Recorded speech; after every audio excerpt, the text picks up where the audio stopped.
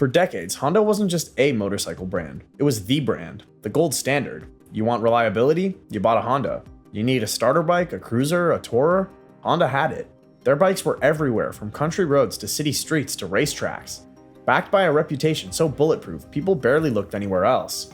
But lately, that grip is slipping. Because while Honda kept playing it safe by recycling the same platforms, shaving off features, and bumping up prices, China was busy catching up, then quietly passing them. At first, no one paid attention. Chinese bikes were treated like knockoffs, cheap fill-ins, bikes you bought when you couldn't afford a Honda. But in 2025, that story doesn't hold anymore. Now you've got Chinese motorcycles with more power, better tech, bolder styling, and prices that make even the most loyal Honda rider pause. Meanwhile, some Honda models are collecting dust in showrooms. Today, we're counting down 25 Chinese motorcycles that don't just compete with Honda, they beat them. Let's get into it. Number 25. Cove isn't a household name yet, but with the release of the 450RR, they've made a really loud entrance. What sets this bike apart is its engine. A 443cc inline-4, something you rarely see outside high-end models. It makes around 70 horsepower and revs all the way up to 13,500 RPM, which is remarkable for a bike in its class. Its top speed is roughly 137 miles per hour. That's faster than most midweight twins. Now compare that to the Honda CBR 500R. Honda's bike has a 471cc parallel twin and makes about 47 horsepower. Solid, reliable, but clearly outpaced in performance. The Cove is offering high revving power, aggressive ergonomics, and track-ready handling, all at a price that hovers around $5,000 in its home market. It's built for riders who want something lightweight and thrilling, with an engine configuration that's nearly extinct in its category. If performance per dollar matters for you, this is a serious option. Number 24. The next insane Chinese bike I want to talk about is CF Moto's 675 SR, and this one deserves all the attention it can get. It's powered by a 675cc inline-3, and if you're a huge bike fan, you know this configuration really balances torque and top-end speed. You're looking at roughly 95 horsepower, and the bike includes modern touches like ride modes, a quick shifter, and a full-color TFT dash. Plus, with this bike, it's not just about performance, it's about presence. The 675 SR brings a level of finish that's competitive with mid-tier sport bikes from major Japanese manufacturers, but does it at a much lower price point. Honda's closest match might be the CBR 650R, but that bike carries a price tag above $9 grand. Early reports put the 675 SR under $8 grand, depending on the market, making it one of the most aggressively priced triples out there. So if you're looking for a bike with modern features and serious power without overspending, this one should be on the short list. Number 23. Another amazing bike from CF Moto that made this list is the 650 GT. If you're into longer rides or you just want a bike that's comfortable for everyday commuting, the 650 GT is a well-balanced touring platform. It's powered by a 649cc parallel twin, putting out around 60 horsepower with a strong mid-range and smooth power delivery. This bike isn't built to impress in quarter-mile times, but it offers a relaxed, stable ride and plenty of touring features. You get a TFT dash, adjustable windscreen, LED lighting, and USB ports, features you'd expect on more expensive touring bikes. Compared to Honda's NC750X or even the CB500X, the 650 GT is more affordable and comes with more equipment as standard. The most mind-blowing part is that this bike is priced around $6 grand depending on the market, which makes it super cheap for a touring bike, and it performs well enough to hold its own on highways or weekend rides. It's practical, well-equipped, and has the kind of smooth ride quality you'd normally associate with more established touring models that cost thousands of dollars more. Number 22. Benelli isn't really a newcomer in the motorcycle industry at this point, so it's not surprising that their bike is on this list. The Benelli TRK502 has become a strong contender in the adventure market, and it's easy to see why. It's powered by a 500cc parallel twin, producing around 47 horsepower and delivers steady, usable torque throughout the rev range. You get upside-down front forks, spoked wheels, ABS, and a tall windscreen for long-distance comfort. The 502X variant adds even more off-road capability with a 19-inch front wheel and wire-spoked rims. The build quality is solid. It's heavier than some of its competitors, coming in at around 500 pounds, but that weight translates to a very planted feel on highways and dirt roads. Despite its size, the handling is manageable for most riders. Honda's CB500X is its natural rival, but the TRK502 undercuts it in price and includes features like metal panniers and crash bars right from the factory. It typically sells between $6,300 and $6,800, making it one of the best values in the adventure category. Number 21. Zante might not have the brand recognition of Honda, but the T310 and R310 make a strong case for themselves. Both bikes use a 312cc single-cylinder engine, producing around 34 horsepower. That's right in line with the KTM RC390 and Kawasaki's Ninja 400. But where Zante stands out is with its features. You get keyless ignition, a full-color TFT display, Bosch ABS, LED lighting, and even an electronically adjustable windscreen, all on a bike that's priced under $5,000. The T310 leads more toward adventure styling, while the R310 is a street fighter. Both are light, easy to handle, and ideal for commuting or light touring. Now you might want to argue that Honda has the CB300R, which offers similar displacement, but the CB300R lacks the high-end tech Zante packs into these bikes. If you're after affordability, sharp design, and a surprisingly premium feature set in the entry-level class, these two are worth serious consideration. Number 20. If there's one bike that's really caused a stir in the 400cc segment lately, it's the CF Moto 450SR. On paper, it's a 449cc parallel twin, but this isn't just another small displacement commuter. This engine cranks out around 50 horsepower, which already puts it ahead of a lot of bikes in this class. But it's the smooth, responsive, and genuinely fun way that the 450SR delivers that power that makes it stand out. Then there's the hardware. It comes with Brembo calipers, a slipper clutch, a lightweight chassis, full LED lighting, and a sharp aerodynamic fairing that looks like something off a World Supersport grid. The TFT screen is clean and readable, and the ergonomics strike that balance between sporty and practical. Compared to something like the Honda CBR 500R, the 450SR feels more modern. Honda's bike is reliable and well-rounded, no doubt, but it hasn't changed much in years. The 450SR feels new, fresh, and clearly built for younger riders who want performance and style without jumping straight to a 600. In most markets, it starts under $6,000, making it a serious value. It's quick, planted in corners, and looks far more expensive than it is. If CF Moto keeps refining this platform, it won't just compete with Honda, it'll become the new benchmark in this category, and personally, that would be fun to see. Number 19. Another Chinese brand making some serious waves is Vogue. Now, the 300RR is a bike you might not see on every street corner because, for some reason, US dealerships aren't too fond of Chinese bikes, but this one does deserve a closer look. Vogue is a sub-brand of Lansin, one of the biggest engine manufacturers in China, and the 300RR is part of their push into the global market. It uses a 292cc liquid-cooled single-cylinder engine that makes around 30 horsepower, and it weighs just over 160 kilograms, which is just about 350 pounds. That gives it a really good power-to-weight ratio for a single cylinder. Where this bike starts to differentiate itself is in the finish. The bodywork is tight, the digital dash is crisp, the riding position is sporty without being cramped, and the overall styling could easily pass for something in the KTM or Yamaha lineup. Honda's CBR 300R feels a bit dated in comparison, not just in design, but also in tech. The 300RR offers modern electronics, better brakes, and a more aggressive look. It's a great choice for newer riders or anyone looking for a sporty city bike that's lightweight, sharp in traffic, and surprisingly refined. As for the price, the bike starts around $3,700, which is super affordable considering the value you get. Now, the 300R is still under the radar for a lot of riders, but in terms of value, Vogue is quietly building something very competitive here. Number 18. Now here's a bike that's really interesting, the Lex Moto LXR 380. This one comes out of the UK market and is built around a 378cc twin-cylinder engine, producing around 35 horsepower.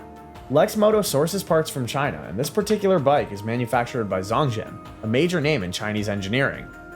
What makes the LXR 380 stand out is its presence. It has the silhouette and stance of a much larger sport bike with wide fairings, an aggressive tail section, and a solid riding position. It uses USD forks, dual disc brakes up front, and even includes some subtle touches like wave rotors and a decent analog-digital dash combo. It's not as light or high revving as the Ninja 400, and it doesn't have the polish of the Yamaha R3, but the LXR doesn't pretend to be those bikes. It's a budget-friendly machine built to look and feel like a full-sized sport bike, and for riders who want the aesthetic without the financial commitment, it delivers exactly that. At under $4,500 in most markets, it's significantly cheaper than anything from Honda in this class. If your priority is road presence and style at an entry-level price, the LXR 380 gives you a lot of bike for that money. Number 17. This one's a bit of a hidden gem, the Benelli TNT600. Underneath that muscular frame is a 600cc inline-4, making around 80 to 85 horsepower depending on the variant.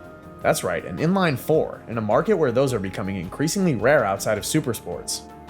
The engine isn't the highest revving, but it delivers a smooth and linear torque curve, and the sound, especially from an aftermarket exhaust, is unmistakably 4-cylinder. It's mated to a 6-speed transmission, and the handling is surprisingly agile for a bike in this weight class. Benelli, now under Chinese ownership via QJ Motor, has taken the TNT600 and refined it over the years. You'll find features like dual front discs and radial calipers, a digital instrument cluster, and an aggressive angular design that still looks modern today. Compared to Honda's CB650R, the TNT600 offers similar. Benelli, now under Chinese ownership via QJ Motor, has taken the TNT600 and refined it over the years. You'll find features like dual front discs with radial calipers, a digital instrument cluster, and an aggressive angular design that still looks modern today.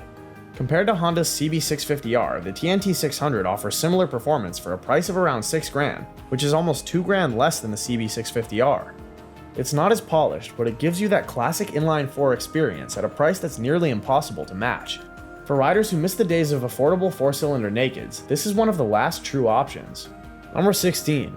The Motrac MG500 is another twin-cylinder middleweight Chinese bike that doesn't scream for attention, but rewards you when you give it a closer look.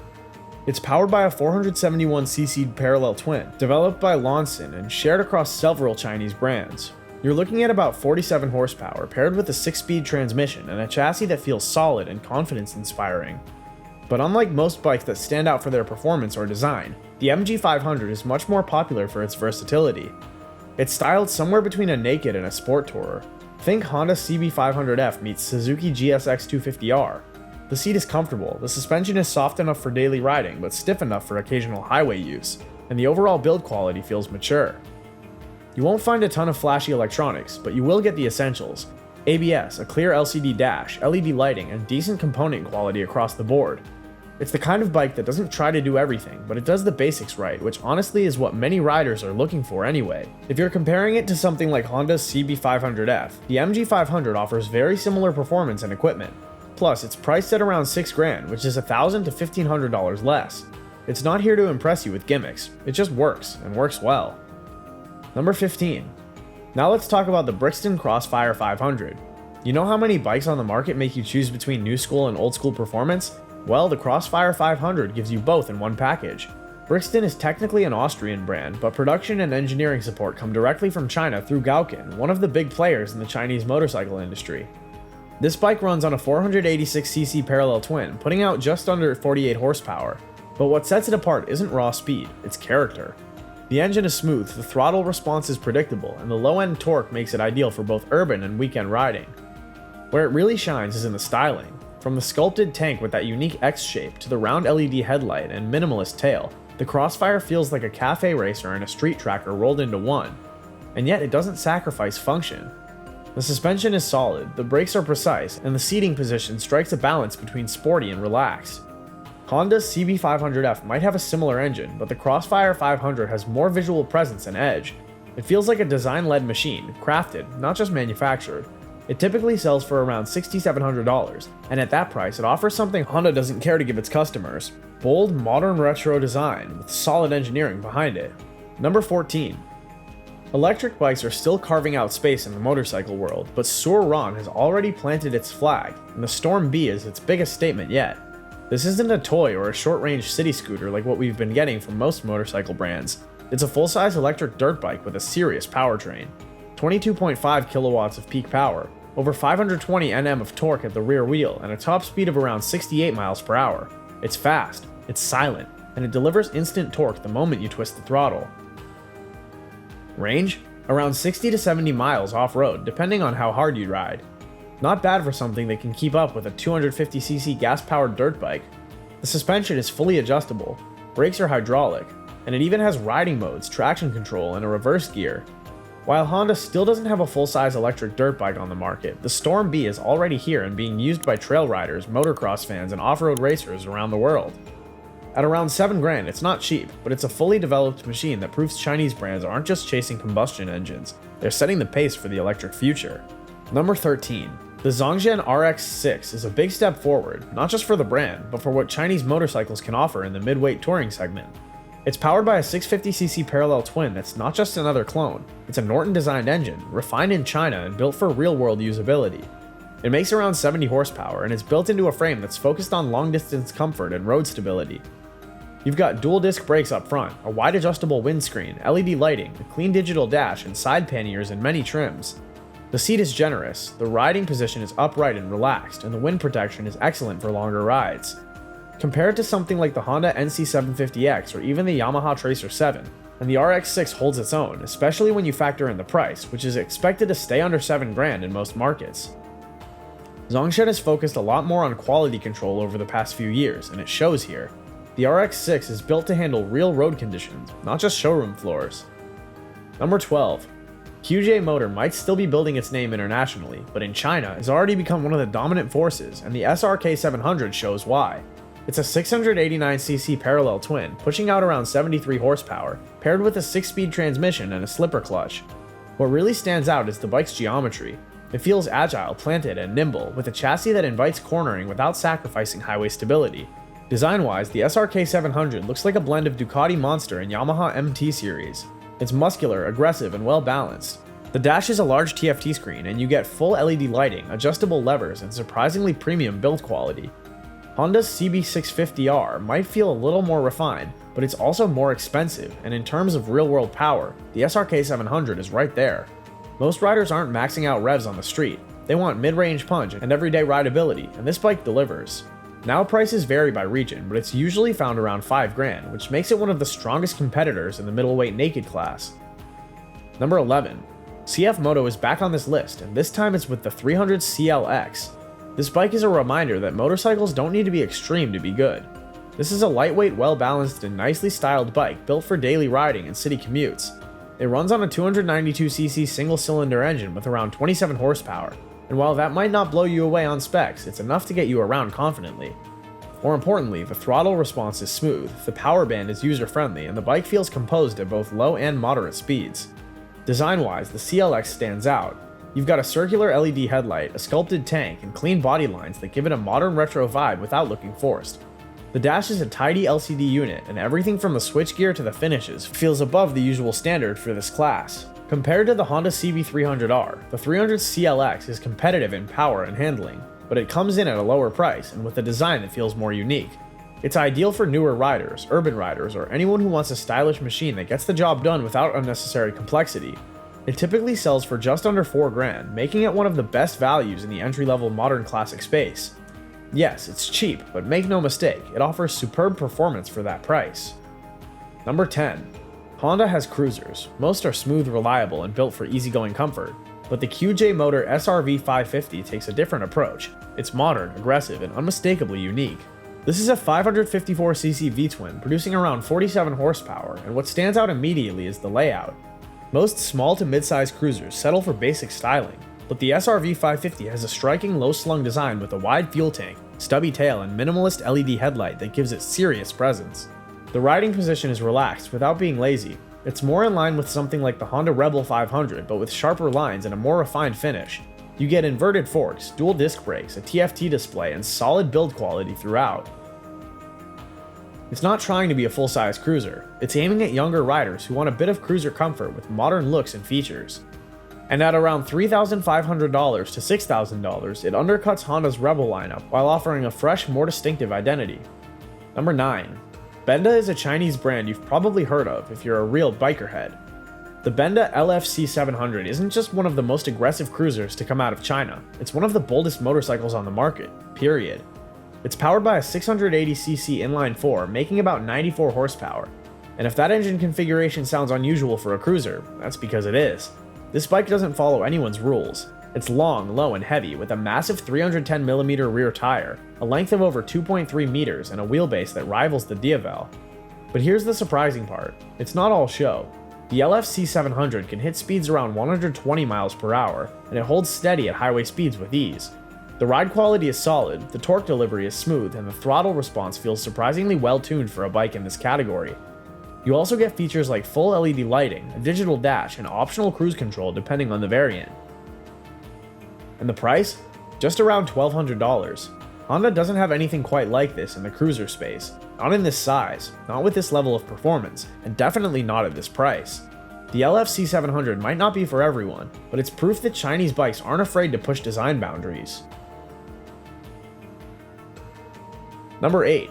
While Honda experiments with electrification, brands like NIU are already delivering production-ready electric motorcycles that are smart, stylish, and built for real-world use. The RQI Sport is one of their most advanced models. It's a fully electric naked street bike designed specifically for urban commuting but with enough punch to tackle open roads.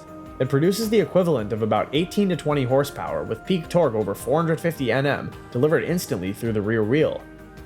Top speed is around 65 to 75 miles per hour and range sits between 60 to 80 miles depending on how you ride. But what really sets it apart is its tech.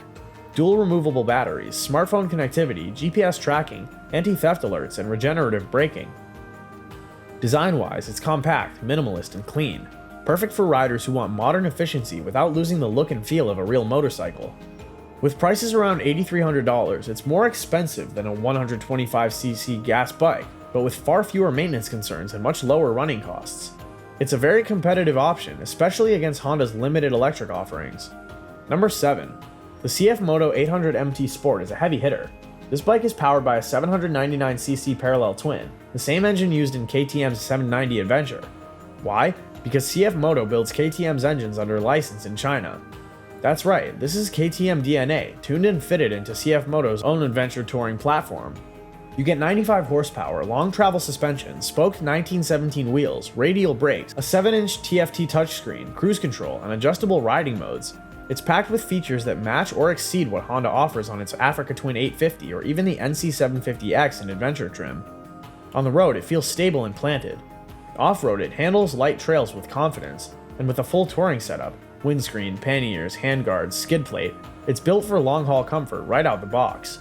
At around 13 grand, it's not cheap, but when you compare the spec sheet and engine pedigree, it becomes clear this is no second-tier ADV bike. It's one of the best value propositions in the category.